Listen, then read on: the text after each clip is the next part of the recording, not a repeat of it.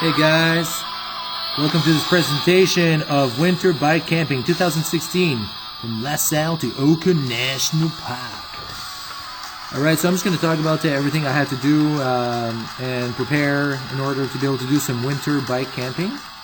This is a little picture of the national park there, right there. It's not very big, it's only about 25 square kilometers. So, but it's very nice, close to Montreal. It's about a 40-minute drive from downtown Montreal. About 3-4 hours biking during the summer. It's about 60 kilometers away, but like with all the stops and red lights, whatever. Not as you just go right through the red lights, but you can also die that way. All right, so let's begin. Okay, so just some small pointers that you need to consider. So for example, plan your trip in detail, know where you're going. You can use Google Maps or Earth, but sometimes you'll just have to figure out some things once you get there. For example, you have to figure out that before you get into the park, you have to go straight through there's like a round point, or not you're going to get lost like me and end up wasting like about an hour of time. Okay? Leave yourself some time to set up camp. I left around 10:30. I could have left at around 9, and that would have been fine. But I was a little rushing it. I had just enough time to set up, but it was close. Check the temperature. Avoid near zero temperatures. You don't want it to be raining. The first time I tried, I got stuck in the pouring rain. I just turned back and canceled the thing. So. You don't be scared of the cold. Really, I mean, if you prepare well, you can face minus up to like minus 25 temperatures with very little equipment, just basic equipment. Okay. Watch the traffic. Avoid it if you can. Stick to the side. And respect motorists. Okay, they're just as scared as you are, and they're nervous as soon as they see you. Like especially on the side of a road or a street, and even in the city, or on like a small highway or whatever. Not highway, but a side secondary highway. Yeah, I don't know how you guys call it, but in Quebec here we call them routes. So like for example, I was on the 334 route right before I got into the park, and that was kind of frivolous at certain times because 90 kilometer an hour 18-wheeler trucks just like whizzing past you is it's a bit it can be a bit unnerving, but if you stick to the side and you're very visible, so it's very important to wear your security jacket, then you should be fine. Brake slightly when going down a steep hill. Yes, that could be important, especially if it's very slippery due to accumulation of ice or whatnot. If you go really fast, I mean, you really can wipe out and end up under some truck and go off to paradise or hell, whatever you've done. Good.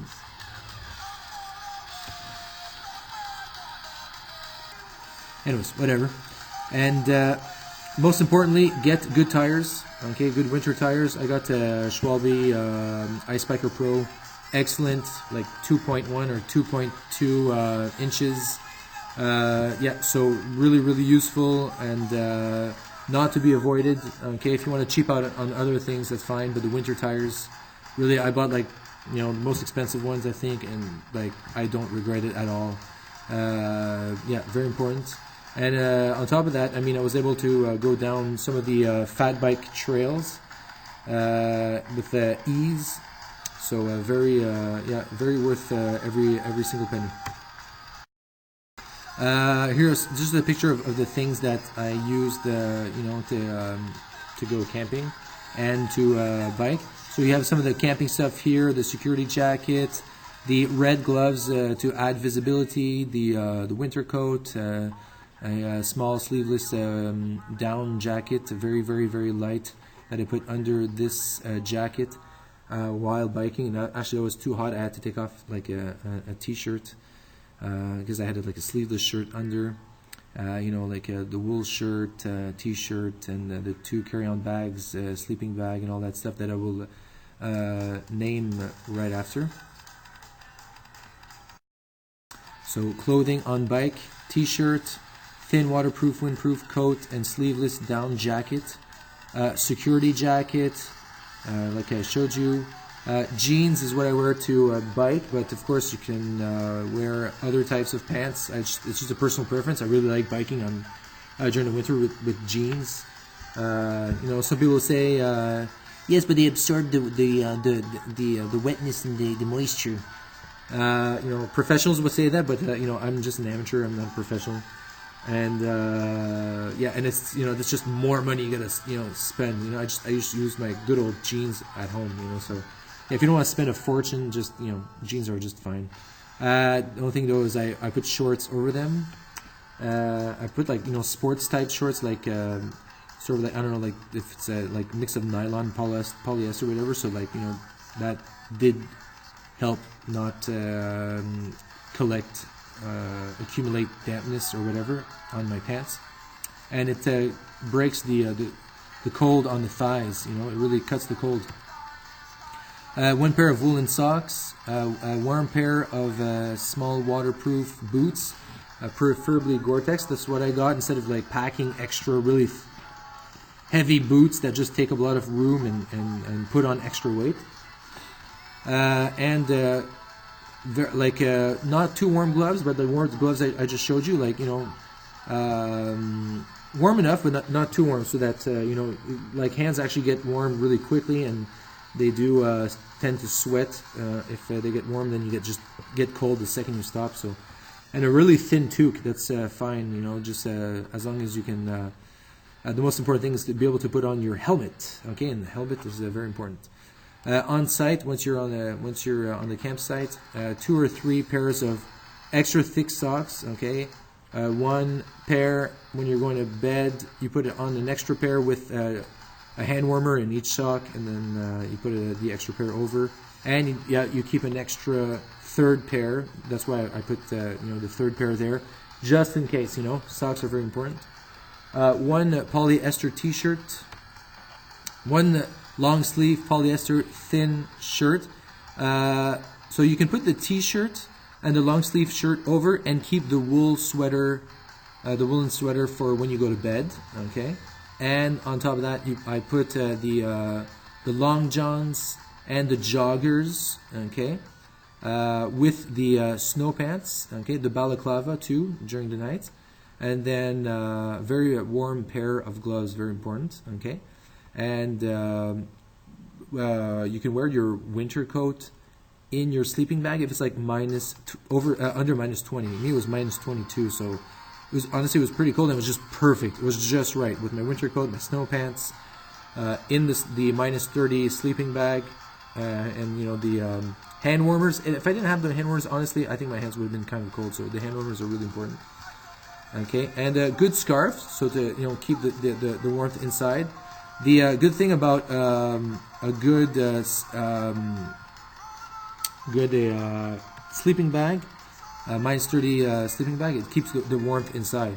Okay, so let's go over some of these accessories and some of them that I've just mentioned. Candles, 2 flashlights with extra batteries. So yeah, I had the flashlight on my bike, so that carries on pretty well. And I have also, like, one thing I didn't mention here on the slides is like I had a lock just in case I would have to buy that. I had to, I locked my bike when I stopped in to buy some water and some Gatorade, and also like a couple of things, to fix your bike, like Allen keys and very small like tools, like just like small like like a small vice grip, or some sort of tool that you can use, like basically to get you through whatever problem you might encounter on the road. Okay, 3 packs of 2 hand warmers, 2 glow sticks, and yeah, 2 lighters, just so you can light your fire. A spoon, fork, and army-style can opener. A couple of paper cups, for your coffee. A good knife and a small axe. Okay, if you're gonna get a light axe, they have some really light axes for travel and for camping and backpacking. So if you can get one of those, that's fine. I didn't want to spend any extra money, so I just brought a small axe that I had, but very important. And but it is a bit heavy. So, yeah. So if you have the extra little budget room there, go ahead. And yeah, a good knife, very important. Small shovel if you can. The lighter the better, but it's not necessary. You can, if you come, with time, then you can just use one of the logs and just push up the snow against your tent, like I'll show you after. But I had a small shovel made of plastic that I could have brought with me, which would have been great. But the guy who set up the fire for me had a shovel and he lent me his, so I mean things worked out. So it's not. I don't think it's a really big deal if you forget it. You're not. If you bring a tent, then you're not gonna. You're not building an igloo or anything like that. So you don't really. It's not that necessary. So your tent, there it is. 2 tarps, a bigger one and a smaller one that you're gonna put over your mat or mattress. Okay, sleeping bag, -30. Okay, very important. Okay, I paid like $80 or $85. It was like half off. Like retail price was like $160, and it's the only only real investment I had to make. But yeah, I don't regretting having bought that. Really, that was really worth it. So yeah, if you really should get a warm sleeping bag for at least -15 and under winter camping. I have mat or mattress. I used just a picnic blanket that I had at home, that's very compact and easy to bring. So, but if you have the extra money, sure, you can bring like a mat. Some people on certain sites, they recommend if you don't have enough money to buy or to bring a yoga mattress if you have one at home. So sure, why not? I didn't want to bring that because it's small. If if you move around during the night, then kind of like fall off. The picnic blanket I had is like it's pretty large, and it occupies a nice space, and I find it really cuts the cold very nicely. Especially that I put the other blue tarp right over, so it was great. So food for one night, just for one night. 1 large can of black beans, because I ate I ate a really big lunch just before leaving. I didn't even stop. So I ate at like 10:30 in the morning, like a really big brunch. So with like salad and everything. So I didn't stop on the way. So but if you stop on the way and you eat lunch, then this is what you need. That's what you can bring. If not, you have to bring a bit extra food if you're gonna eat lunch on top of that, like once you get there. But this is just for a supper. 1 large can of black beans, really high in energy and iron, and you can use that to cook and boil water. Okay, so you don't have to bring any cooking gear. You just use that can, and you can even boil your water for like coffee and whatnot. Then a small can of tuna or another source of protein, something high in protein, and a box or can of tomato vegetable juice. Of course, in the can I'm talking about like a Pepsi can, pop can type of a thing, so it's really not that heavy and gives you a lot of vitamins. And you can bring like a couple of multivitamins, so that just to compensate for whatever vitamin you'll be intake you'll be needing. Energy food, so like trail mix, cereal, fruit juice, and you can bring some coffee. It's always nice at night over the fire. This is just a picture of the gear riding right in the middle of the city, like on the corner of Côte Vertu and O'Brien Street in Montreal. So you can see my tent, the tarp, and there's a picnic blanket right in the middle there, so that it doesn't get wet. Okay, like wrapped around with the tarp wrapped around it, and the 2 bags and the sleeping bag. If you can get some really good tie downs, that would be really recommended. These are like cheap Dollarama tie downs, and it would get loose. It was a bit of a challenge, to keep really tightly attached on the bike. So yeah, I would recommend that. Crossing over to Laval, you can see my face is frozen. Okay, I could barely speak like whenever I got there. So if you could get like one of those masks, fancy masks, that would be fine. It's not a big deal. I mean, you're not gonna get frostbite or anything because there's like a lot of heat coming in from your body. Actually, I had to unzip my jacket, like you can see here. And so you can see a lot of like ice patches and snow and accumulations of ice on the side of the street, and you have no problem like with your Ice Biker Pro tires. You could just plow through this.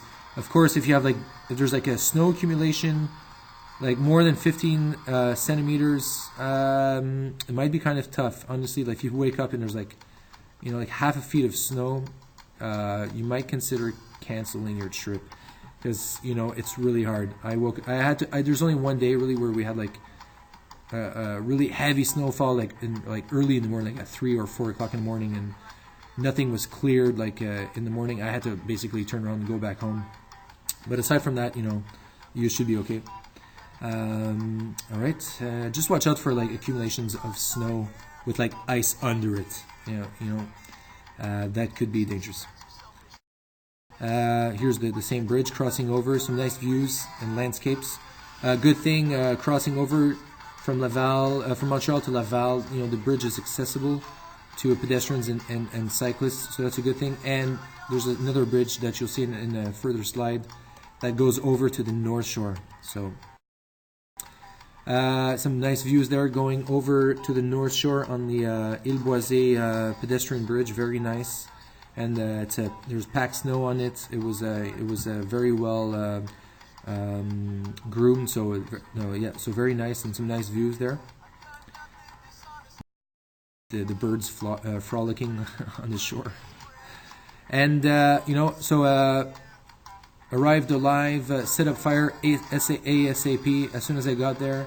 Couldn't feel my fingers if left uncovered more than 2 minutes, so that's why it was good to bring like very thin gloves so that you can set up.